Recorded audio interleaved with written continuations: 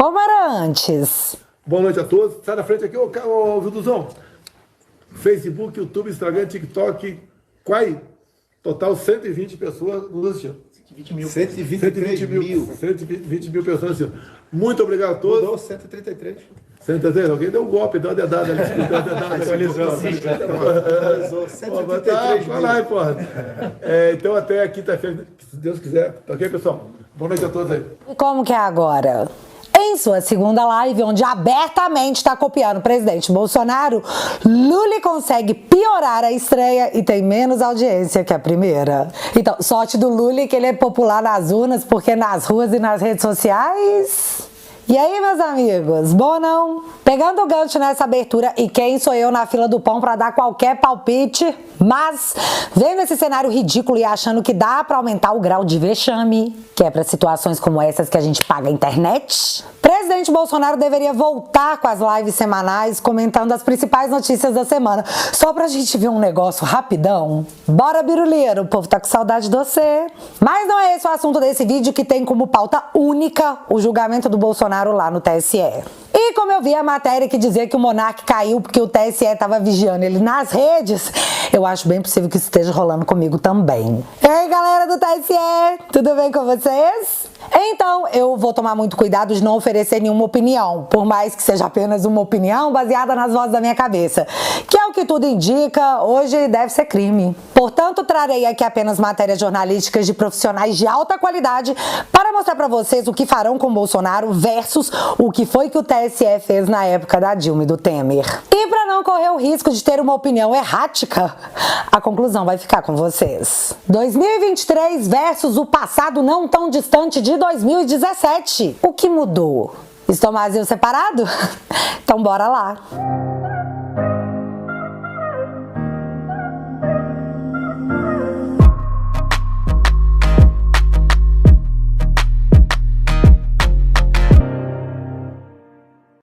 Nesse domingo nos deparamos com uma matéria da Folha de São Paulo que dizia o seguinte: TSE deve contrariar a tese que absolveu Dilma e Temer e julgar todo o contexto relacionado a Bolsonaro. Tribunal dá consideração de que julgará o comportamento de Bolsonaro para além da reunião com os embaixadores. E aqui eu vou dar o contexto que se faz necessário para que você entenda o porquê o Bolsonaro vai se tornar inelegível. Vai, gente, vai, senão agora daqui a pouco mais vai. Em 2022, o ministro Fachin convocou os embaixadores para falar sobre os perigos dos arroubos autoritários e antidemocráticos no Brasil. E sendo justa, ele não citou o nome do Bolsonaro em nenhuma vez, mas seu Fachin nem precisava, né? Todo mundo percebeu. Na época, o Bolsonaro ficou pé da vida porque ele julgou que não era prerrogativa de um ministro do STF/TSE convocar embaixadores para falar o que quer que fosse. Então, em resposta direta a esse ato, ele também convocou não só os mesmos embaixadores, como também o ministro Fachin, para poder dar o seu ponto de vista sobre o tema levantado. Aí foi a vez do Fachin ficar pé da vida. Eu lembro que na época o Fachin chegou a dar 5 dias para o Bolsonaro explicar o porquê que ele convocou os embaixadores.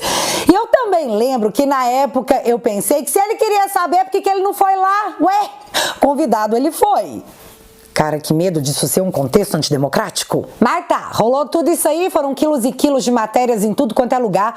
E como resultado final, tivemos o PDT de Ciro Gomes protocolando no TSE uma ação para tornar Bolsonaro inelegível por abuso de poder político. Não corrupção, não por corridinhas com malas de dinheiro, mas por abuso de poder político. Eu gostaria de dizer que eu ouvi o áudio.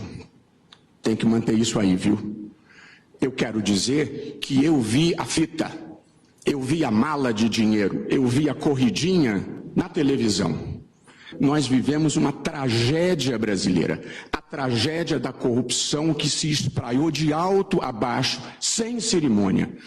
Eu não acho que há uma investigação irresponsável. Eu acho que há um país que se perdeu pelo caminho, naturalizou as coisas erradas e nós temos o dever de enfrentar isso. E só um adendo, já que eu mencionei Ciro Gomes, o cara tá berrando aos 4 ventos que tá rolando um esquema de corrupção nesse momento envolvendo o atual governo e a Condevasf.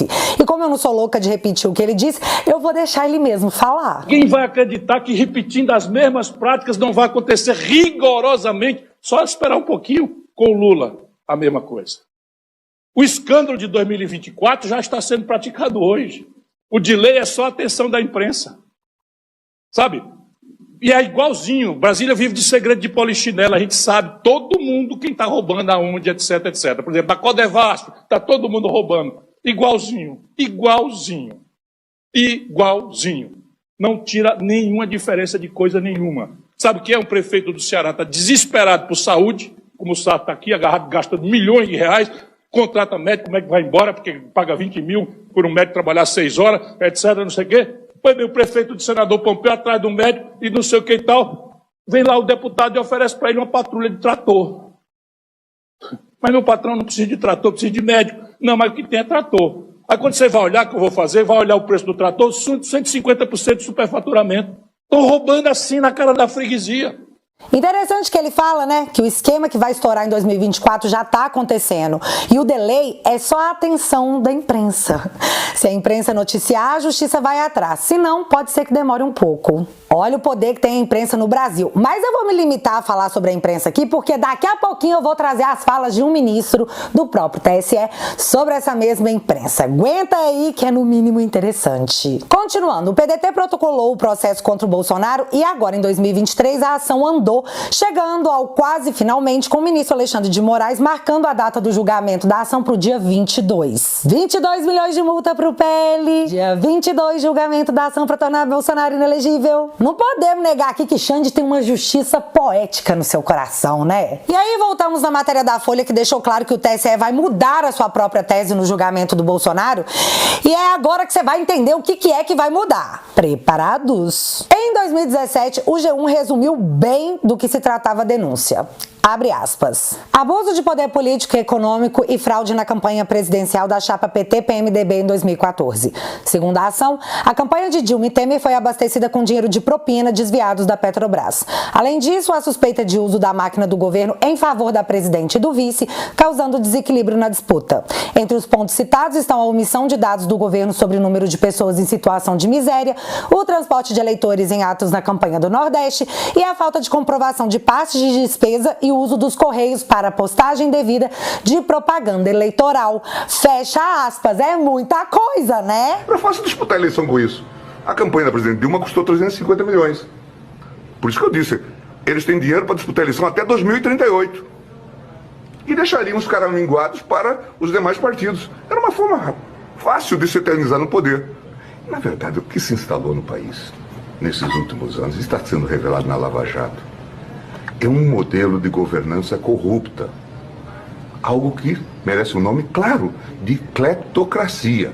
Para a gente entender o que rolou nesse julgamento, nós temos que relembrar quem eram os ministros da época que proferiram seus votos. Eram eles os já conhecidos Luiz Fux, Rosa Weber, Gilmar Mendes, Herman Benjamin, Tarcísio Vieira, que foi advogado na campanha de Bolsonaro, e também o ministro Admar Gonzaga e o ministro Napoleão. E nesse julgamento um debate prevaleceu. A ação julgada deveria absolver as provas reveladas sobre o esquema de corrupção envolvendo a Odebrecht e demais empreiteiras, assim como as delações dos marqueteiros do próprio PT, e segundo o G1, foi assim que a defesa da chapa se manifestou na época. Dilma diz que todas as doações para a campanha dela foram legais e declaradas nas prestações de contas ao TSE e pede que os depoimentos de Marcelo Odebrecht, Mônica Moura e João Santana sejam desconsiderados. Já Temer pede para separar as contas de campanha dele e da ex-presidente e também quer anular os depoimentos da Odebrecht. À medida que notícias novas de duvidosa relação com o objeto original foram surgindo, o objeto era dilatado. Houve um nítido avanço especulativo no ambiente de instrução processual, com a ampliação objetiva das demandas. O direito eleitoral não admite a tardia ampliação objetiva, dizem os advogados do presidente. Fecha aspas. O direito eleitoral não admite a tardia ampliação objetiva. Grava essa frase dos advogados do Temer. Esse debate se fez porque quando a ação foi protocolada pelo PSDB, as provas, na época do julgamento, amplamente divulgadas, não constavam na ação. E aí, o que fazer? Galera, tivemos frases maravilhosas proferidas naquele julgamento que eu faço questão de não deixar a história esquecer. Vamos a algumas delas? O vice-procurador da época defendeu defendeu a manutenção das provas dizendo, abre aspas, a petição inicial apontou a existência de um tumor, a ecografia de um câncer e a cirurgia abdominal mostrou que, na verdade, o quadro é de metástase. Fecha aspas. Herman Benjamin foi o relator da ação que pediu a cassação da chapa Dilma Temer e, ao pedir que os colegas não ignorassem as provas colhidas no processo, ele disse o seguinte: eu, como juiz, recuso o papel de coveiro de prova viva. Posso até participar do velório, mas não carrego o caixão. Já Fux, que acompanhou o relator, ao ver que os seus colegas queriam ignorar as provas apresentadas, disse, abre aspas, nós somos uma corte, avestruz é quem enfia a cabeça no chão, fecha aspas. E os ministros do TSE não queriam examinar o crime de caixa 2, só o de caixa 1, então o ministro Admar relata que também seria difícil examinar o caixa 1, porque como que eles iam diferenciar o que era propina ou o que não era propina? Foi então que o Fux argumentou que um trabalhador assalariado que vê o saldo crescer sem motivação aparente, sem dizer nada, tem cegueira deliberada. Foi então que Admar Gonzaga, recém-indicado por Michel Temer, proferiu essa pepita de argumentação. Abre aspas. Mas pode ser uma pessoa que, assim como eu, não costuma conferir o extrato bancário. Pode estar entrando na minha conta alguma coisa e eu já fiquei sabendo uma vez que foi sacado da minha conta corrente um dinheiro que foi depositado indevidamente. Depois o gerente do banco veio me explicar. Olha, se não é meu, não é meu. Fecha aspas. Pelo que eu entendi, o cara pode receber propina e não saber que está recebendo propina porque ele não conferiu o extrato bancário e não sabia que estava ganhando um faz-me rir a mais. Maravilhoso! O mais maravilhoso é que na época o Ministério Público se manifestou pedindo que o ministro Admar, recém-indicado por Temer, fosse considerado suspeito no julgamento. Mas o TSE falou que isso era viagem do Ministério Público, que não tinha nada a ver, deixa o cara votar. E só pra constar, ele votou contra a cassação da chapa. E eu fiquei surpresa na época, eu não esperava por isso. Jamais. Queria saber onde está esse mesmo Ministério Público que não está falando nada sobre a indicação do Zanin, advogado e amigo de Lula, sendo indicado para o STF pelo próprio Lully. E para a galerinha da oposição que está super confortável com isso, me incluam fora dessa, beleza? Já Gilmar Mendes, que foi quase que um protagonista na vida de Deltan Dallagnol, votou contra a cassação da chapa dizendo, abre aspas, é preciso moderar a sanha caçadora porque, de fato, você coloca em jogo outro valor, o do mandato. Fecha aspas. Que doideira. Mas mais doido que tudo isso foi o voto do ministro Napoleão. Para começar, à época o ministro Napoleão havia sido citado em uma delação da OAS e da JBS. E ele estava ali, votando para que as provas das empreiteiras não fossem aceitas naquele julgamento. Mas usando seu tempo de voto, ele resolveu colocar os pingos dos is sobre a imprensa que divulgou as delações envolvendo seu nome. Nada menos do que épico. Mentira deslavada, completa, cínica e sem vergonha. Nunca falei com o doutor Valisney coisa nenhuma a propósito desses assuntos. E o doutor Valisney não tem como se defender. Eu tenho agora esse palco aqui, que Vossa Excelência generosamente me concede. Eu posso mostrar a minha indignação, a minha revolta, a minha repulsa. Mas o doutor Valisney, o que pode fazer? Nada. Eu imagino a amargura que passa ele, a sua família, seu pai, sua mãe, seus irmãos, seus filhos, sua esposa, diante de uma coisa dessas, dita gratuitamente, responsavelmente e de maneira vergonhosa. Não é jornalista quem faz isto. Não dignifica a liberdade de imprensa quem faz isto. Olha, se isto não terminar, o final não será bom. Todos nós estamos sujeitos ao alcance dessas pessoas. Publica o que quiser com quem quiser. E aí, o sujeito fica indefeso diante disso? Também, presidente, da JBS, despachei 9 processos envolvendo um advogado chamado Willer Tomás, que segundo um delator chamado Assis não sei de quê, esse Willer Tomás teria dito a ele que combinou comigo, que eu intercedi. Nunca vi o William Tomás na minha frente. E duvido que o William Tomás tenha dito isso, que eu não conheço esse camarada. A mentira é desse Assis, que disse isso para me incriminar em troca das benesses que recebeu. Eu recebi da diaconia da minha igreja em Fortaleza uma pergunta sobre isto. Esse negócio da OAS. Eu respondi ao pastor simplesmente assim: com a medida com que me medem, serão medidos. E sobre ele desabe a ira do profeta. É uma anátema islâmica. A ira do profeta, não vou dizer o que é. Eu vou fazer um gesto do que é a ira do profeta. Desceu o sarrafo na imprensa, deixando claro que é tudo culpa dos jornalistas que saem falando qualquer coisa e destruindo a vida dos outros. Mas também deixando claro que isso não é contemplado pela liberdade de imprensa. Democrático, né? Mas o que mais chamou minha atenção era o peso do profeta que cairia sobre essa galera, que seria um... Gente, o que seria? No meio do julgamento da chapa Dilma Temer.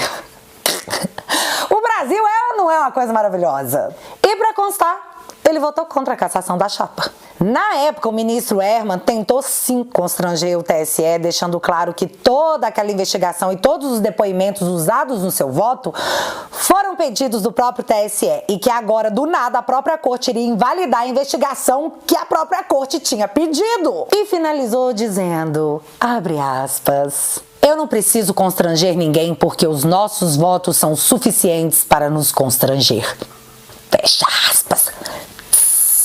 Ao final das contas, as provas não foram aceitas no julgamento e por 4-3 a chapa Dilma Temer foi absolvida no que ficou conhecido na imprensa como a absolvição por excesso de provas. Fux, Rosa Weber e Herman votaram pela cassação e Admar Tarcísio, recém-indicado por Temer na época, assim como Napoleão e Gilmar Mendes, absolveram a chapa. E por que eu contei essa história gigante pra vocês? Porque em matéria, a Folha de São Paulo diz que essa tese firmada no próprio TSE de não usar nada que fosse posterior à ação não vai valer agora. Do nada, os caras mudaram de ideia. O relator do caso de Bolsonaro é o ministro Benedito Gonçalves, que também ficou muito conhecido na internet por falar ao ouvido do ministro Xande ao chamar o Lula para a condução do cargo a presidente, que missão dada era missão cumprida. Isso é de conhecimento geral, viu? E também é de conhecimento público que o ministro Benedito é um dos favoritos para ser indicado por Lula na próxima e última vaga para o STF. E seus adversários seriam o ministro Salomão, que foi quem desmonetizou o meu canal, que segue até hoje desmonetizado. Beijo, seu Salomão! E Rodrigo Pacheco, atual presidente do Senado. Mas enfim, veja o que diz a Folha sobre a possível nova mudança de tese, que já saiu na mídia. Olha que coisa incrível, né? A mídia sabendo de tal coisa. Que será levada em consideração a partir do dia 22. Abre aspas para a matéria, é da matéria. O julgamento do TSE, que pode tornar inelegível, deve levar em consideração todo o contexto golpista preso ao ex-presidente, não apenas a reunião na qual ele difundiu mentiras a embaixadores e motivou a ação protocolada pelo PDT. O próprio relator do processo, o corregedor-geral eleitoral Benedito Gonçalves, indicou em suas decisões que adotará esse tipo de entendimento e tem contado com o respaldo da maioria dos colegas. Fecha aspas. Mas isso realmente não é uma surpresa, já que o ministro Benedito aceitou adicionar a ação a tal minuta encontrada na casa de Anderson Torres em 12 de janeiro, quando a ação já estava protocolada, ou seja, absorveu provas após a ação ser protocolada, totalmente diferente do que rolou na ação contra Dilma e Temer, que na época, em 2017, era o presidente. A Folha de São Paulo, e ó, dessa vez eu tô em choque real, a Folha fazendo jornalismo super sério? Chamou a mestra em Direito Público pela FGV, a dona Vera Sherman, que comentou o fato do TSE ter aceito essa minuta após a ação aberta. Eu acho digno dar aspas para ela. Lembro do caso da Dilma, lá foi levado em consideração a chamada estabilidade da demanda e não inclusão de fatos novos no processo. Caso seguissem essa jurisprudência, não haveria como juntar essa minuta de golpe ao caso, até porque não se tem elementos para comprovar se realmente ele, Bolsonaro, teria aceitado essa minuta, se teria teria conhecimento ou não. Infelizmente, há um viés político ideológico, não há dúvida sobre isso. Houve uma extrapolação. Fecha aspas. E assim, dá até medo de falar um trem desse. TSE, pelo amor de Deus, esse povo que estão me monitorando. A matéria é da Folha, eu tô aqui prestigiando a imprensa profissional. Abri, fechei aspas. Meu compromisso aqui é só com a notícia. E esses são os fatos até o presente momento. Uma diferença da justiça de 6 anos atrás para agora, onde o fator de mudança foi um governo conservador versus um governo de esquerda. O próprio Bolsonaro está vendo o cenário como muito ruim. A conclusão sobre o que vai acontecer é com vocês. Então coloca aqui nos comentários pra gente poder ver se estamos pensando igual. Sim, eu tô meio cerceada de falar, mas pensar ainda pode, né? E como eu disse no meio do vídeo, o meu canal segue desmonetizado. E quem mantém o meu trabalho são vocês, que entraram pra família no www.teatualizei.app. E em troca eu ofereço um conteúdo exclusivo, mas igualmente divertido, porque se tem algo que nunca poderão tirar de nós, é o conhecimento. Desde já, o meu muito obrigado a todos que lá estão. E se você ainda não tá lá e quiser e puder, claro, eu vou deixar o link fixado aqui no primeiro comentário. Essa semana tem as primeiras oitivas na CPMI do 8 de janeiro. E é claro que eu vou trazer mastigado para quem não quer correr o risco de ter uma gastrite nervosa por acompanhar essa comissão de horas e horas. Então, se você ainda não é inscrito aqui no meu canal, se inscreve e deixa seu like, porque você já sabe, acontecendo alguma coisa de relevante ou irrelevante, a gente volta. Beijos, galera! Fui!